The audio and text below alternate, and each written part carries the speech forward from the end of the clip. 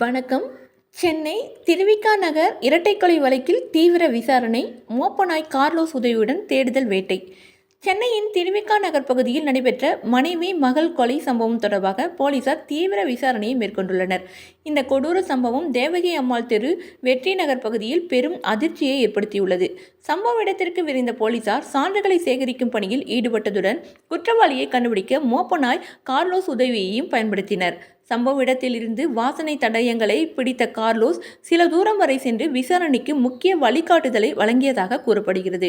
குற்றம் சாட்டப்பட்ட சீனிவாசன் தனது மனைவி சிவரஞ்சனி மற்றும் மகள் ஹரிணியை கொலை செய்துவிட்டு தப்பியோடிய நிலையில் அவரை பிடிக்க பல்வேறு சிறப்பு அணிகள் அமைக்கப்பட்டுள்ளன. நகரின் பல்வேறு பகுதிகளில் கண்காணிப்பு தீவிரப்படுத்தப்பட்டுள்ளது.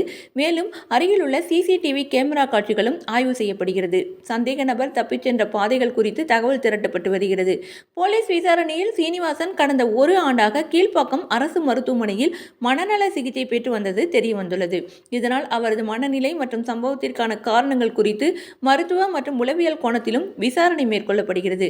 இந்த நிலையில் உயிரிழந்த இருவரின் உடல்கள் அரசு மருத்துவமனைக்கு அனுப்பி வைக்கப்பட்டு உடற்கூறு பரிசோதனை நடைபெற்று வருகிறது.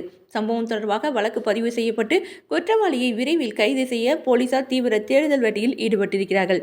இந்த சம்பவம் அப்பகுதி மக்களிடையே பயத்தையும் பதற்றத்தையும் ஏற்படுத்தியுள்ளது. தமிழ்நாடு டுடே சென்னை செய்திகளுக்காக எம் யாசர் அலி. செய்தியில் நேர்மை, மக்களுக்கு நம்பிக்கை. உங்கள் தமிழ்நாடு டுடே பக்கத்தை ஃபாலோ செய்யுங்கள்.